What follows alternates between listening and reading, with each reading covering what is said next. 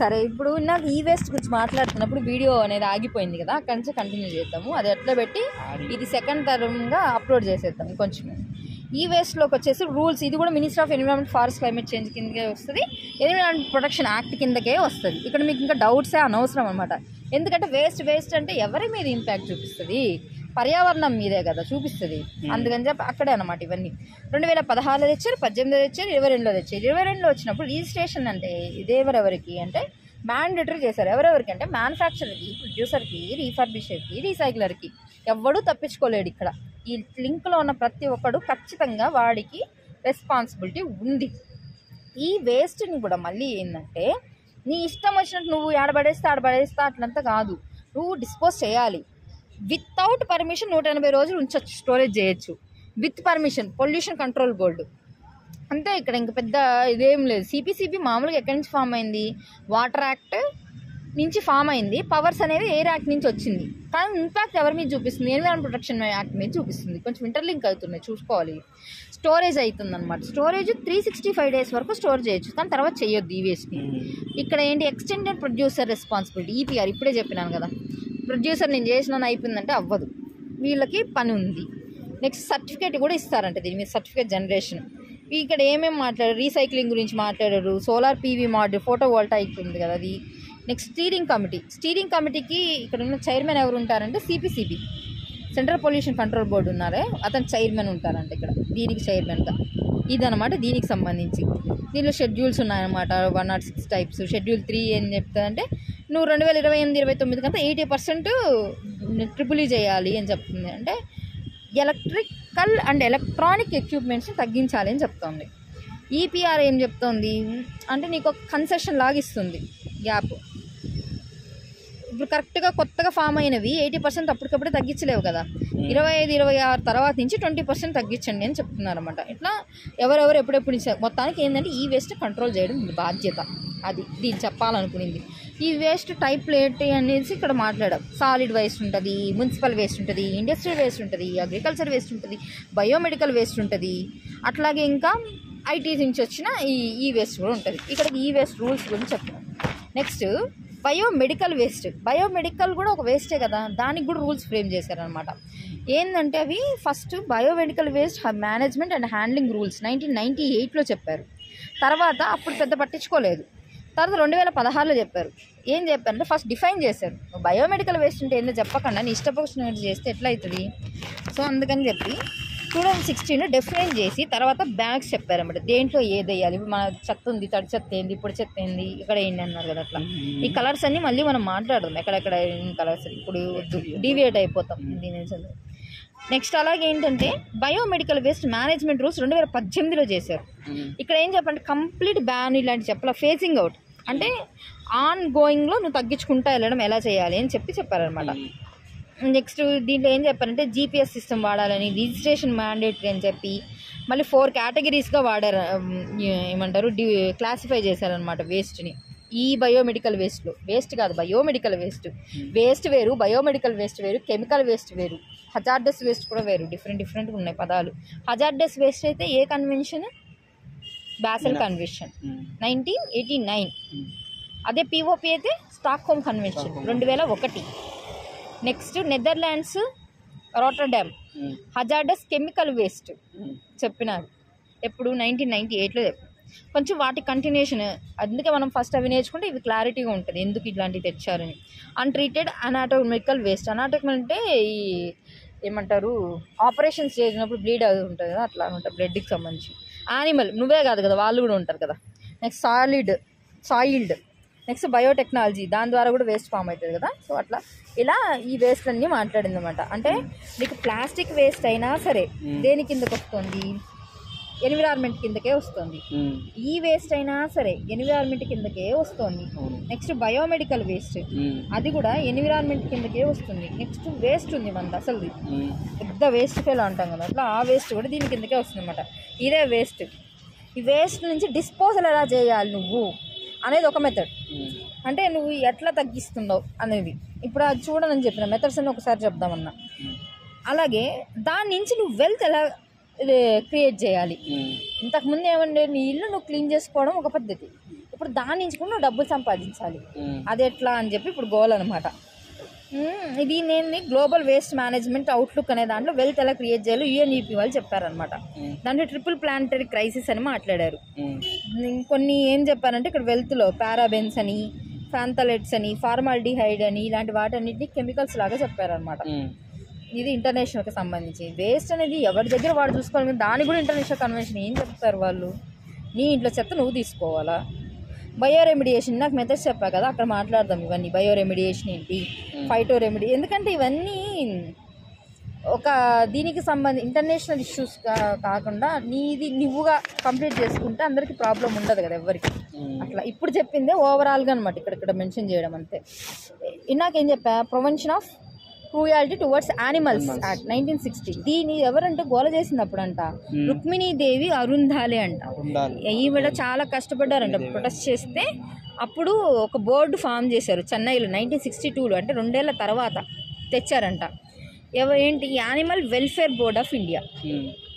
ఇవన్నీ ఆర్గనైజేషన్కి సంబంధించి ఇప్పుడు మనం మాట్లాడేది. ఇప్పుడు దాకా ఏం మాట్లాడాం, ఇంటర్నేషనల్ లాస్ మాట్లాడాం, తర్వాత నేషనల్ లాస్ మాట్లాడాం, ఇప్పుడు ఆర్గనైజేషన్స్ ఆర్ బోర్డ్స్ గురించి మాట్లాడుతున్నాం. యానిమల్ వెల్ఫేర్ బోర్డ్ ఆఫ్ ఇండియాకి ఎవరు హెడ్ ఉంటారు, మినిస్ట్రీ ఆఫ్ యానిమల్ హస్బెండరీ. కొత్తసారి ఒక పదం విన్నాం ఇక్కడ, గుర్తున్నది. తర్వాత వైల్డ్ లైఫ్ ప్రొటెక్షన్ యాక్ట్ చాలా చాలా ఇంపార్టెంట్, అందుకే ఫస్ట్ లా చెప్పినప్పుడు అక్కడికి ఇదే చెప్పిన. దీంట్లో ఎవరు ఉంటారంటే నేషనల్ బయోడైవర్సిటీ వైల్డ్ లైఫ్. ఎవరు హెడ్ అంటే ప్రైమ్ మినిస్టర్. ప్రైమ్ మినిస్టర్ దేనికైనా హెడ్ ఉన్నారంటే అది చాలా important. National biodiversity wild life అని చెప్పా. ఇందాక నేషనల్ గంగా కౌన్సిల్ అని కూడా చెప్పిన, అక్కడ కూడా ఈయన ఉన్నారు. ఓకే, ఇంకా మినిస్ట్రీ ఆఫ్ యానిమల్ హస్బెండరీ ఇప్పుడు ఎక్కడ చెప్పా, animal welfare board of India కింద చెప్పా, అవునా. మినిస్ట్రీ ఆఫ్ జల్ శక్తి చెప్పాను, నాకు ఎక్కడ చెప్పాను, national Ganga river basin authority. Great, బాగా గుర్తుంది. సరే, కొత్తవి అనమాట ఇవి, వేరే వేరే మినిస్ట్రీస్ కదా, అందుకని అంటున్నా. మళ్ళీ వైల్డ్ లైఫ్ ప్రొటెక్షన్ యాక్ట్ కిందే ఇంకోటి ఏం చేశారు, NTCAని ఫామ్ చేశారు. నీకు యాక్ట్ ఎప్పుడు వచ్చింది, 72లో. NTCA ఎప్పుడు ఫామ్ అయింది తెలుసా, 2006లో ఫామ్ అయింది. 2006లో ఫామ్ అయితే దానికి ఎవరి ఆధ్వర్యంలో పనిచేస్తుందంటే ministry of environment, forest, climate change కింద ఫామ్ చేస్తారు అనమాట. ఈ బోర్డే ఏం చేస్తుంది, టైగర్ సెన్సర్స్ని రిలీజ్ చేస్తుంది. 1 in 4 years చేస్తుంది. దీని బాధ్యత ఏంటంటే టైగర్ రిజర్వేషన్స్ని చూసుకుంటుంది అనమాట. మిగతావన్నీ ప్రొటెక్టెడ్ చేస్తున్నారు చూడు, national parks, zoos, conservation authorities, wild life sanctuaries, ఇవన్నీ national board for wild life పర్మిషన్తో జరుగుతాయి. కానీ national board of wild life and national tiger conservation authority 2 permission తీసుకొని టైగర్ రిజర్వేషన్ సంబంధించి రిజర్వ్ సంబంధించి మాట్లాడాలి అనమాట. ఇది national tiger conservation authority. Next central zoo authority, ఇది కూడా ఏంది, ఎన్విరాన్మెంట్, ఫారెస్ట్, క్లైమేట్ చేంజ్ కిందే. Wild life crime control bureau అంటే ఇప్పుడు CBI, ED ఇవేం చేస్తే మనీ లాండరింగ్స్ ఇట్లా జరిగితే చూస్తా, అంటే మనీకి సంబంధించి. అదే ఇంటర్నేషనల్లో ఏమన్నా వైల్డ్ లైఫ్కి సంబంధించి ట్రేడ్ జరిగితే మన ఇండియాలో ఉడుముని, ముంగిస, పాము, అదేదో పూడు పాము ఏదో దాన్ని ఎత్తుకోపోవడం, ఇవన్నీ చేసి అవన్నీ ఇది అనమాట తీసేది.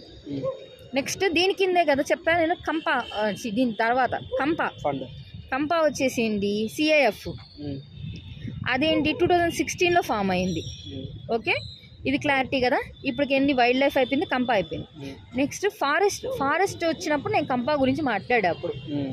నెక్స్ట్ ఫారెస్ట్ కూడా అయిపోయిన తర్వాత బయోడైవర్సిటీ యాక్ట్, ఇది చాలా ఇంపార్టెంట్, ఎందుకంటే రూల్స్ మార్చే. బయోడైవర్సిటీ యాక్ట్ కూడా ఇంతకుముందు చాలా ఏమంటారు సాక్రెట్గా ఉంది. ఇప్పుడు ఏం చేస్తుంటే ఇది కూడా టువర్డ్స్ క్రోనిక్ ల్యాప్టిజం వైపు వెళ్ళిపోయింది అనమాట. ఎందుకు అట్లా చేస్తున్నారు, ఇట్లా చేస్తే ఇప్పుడు ఉంటేనే బయోడైవర్సిటీ కాపాడట్లేదు, ఇంకా అట్లా చేస్తే అవుతుందని గొడవ అయింది మొన్న. అందుకని national biodiversity authority, state biodiversity authority, అట్లా లోకల్ కమిటీస్ కూడా ఉంటాయి.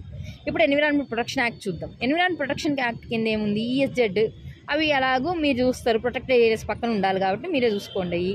నెక్స్ట్ కోస్టల్ రెగ్యులేషన్ అథారిటీస్ ఉన్నాయి కదా, దానికి సంబంధించి మనం ఏం చెప్పాము, NCZA ఇవన్నీ కమిటీస్ చెప్పాం. National coastal zone authorities, management authorities, స్టేట్కి, డిస్ట్రిక్ట్ లెవెల్లో అట్లా చెప్పినాం. తర్వాత GEAC కూడా చెప్పాం. ఇవన్నీ రెగ్యులేషన్ బాడీస్ కదా. GM క్రాప్స్కి సంబంధించి జెనెటికల్ అంటే BT క్రాప్స్ ఉన్నాయి కదా, అవి వీటికి ఎవరంటే డిపార్ట్మెంట్ ఆఫ్ బయోటెక్నాలజీ చెప్తుంది అనమాట. Next central ground water authority, భోపాల్లో మీరు ఫెయిల్ అయ్యారు కదా అన్నాం కదా, దీనికి సంబంధించి మినిస్ట్రీ ఆఫ్ జల్ శక్తి ఇంతకు ముందు ఉనింది, కానీ దాన్ని తీసేశారు అనమాట. మినిస్ట్రీ ఆఫ్ జలశక్తి కింద central ground authority first environment protection act కింద పెట్టి వీళ్ళని ఇట్లా వదిలేశారు మినిస్ట్రీ ఆఫ్ ఎన్విరాన్మెంట్ కింద. అట్లా లేకుండా ఇప్పుడు ఏం చేశారంటే మినిస్ట్రీ ఆఫ్ జలశక్తి కింద ఇచ్చేసారు. అంటే మినిస్ట్రీ ఆఫ్ జలశక్తి కింద ఏంది, మీకు సెంట్రల్ గ్రౌండ్ వాటర్ అథారిటీ ఉంది, at the same time national Ganga river water కూడా ఉంది. Next national Ganga river basin అథారిటీకి ప్రైమ్ మినిస్టర్ హెడ్. ఈఐఏ నువ్వేం చేసావు, 94లో రూల్స్ చేసావు, 2006లో అమెండ్మెంట్ చేసావు, 2020లో అమెండ్మెంట్ చేసావు. Plastic management, e waste, biomedical.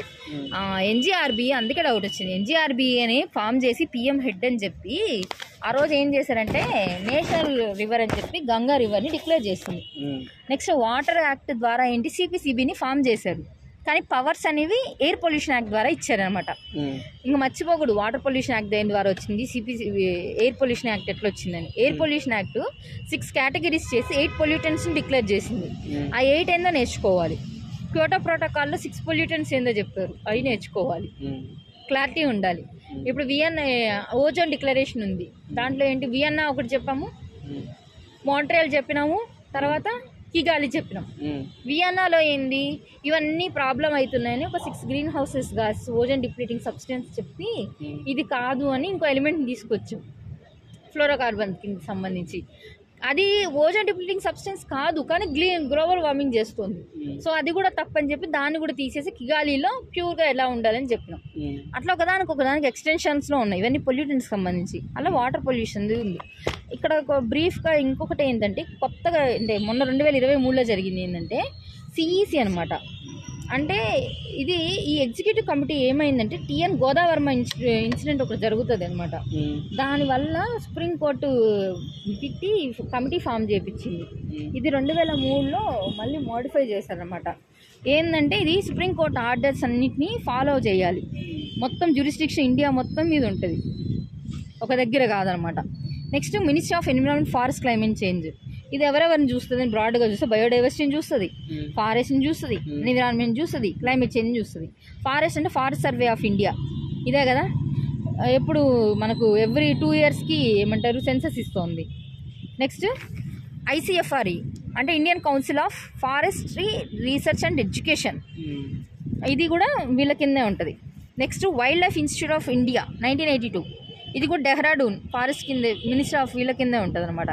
Next botanical survey of India Calcutta, zoological botanical survey of India 1890 అంట, ఎంత పెద్దదో. Zoological survey of India 1916 Calcutta. WTI world wild life trust of India, ఇది ఒక ఎన్జిఓ, ఇండియా అని ఉంది కాబట్టి ఇదేందో ఆర్గనైజేషన్ అనుకుంటాం, కాదు. 1998 యూపీలో.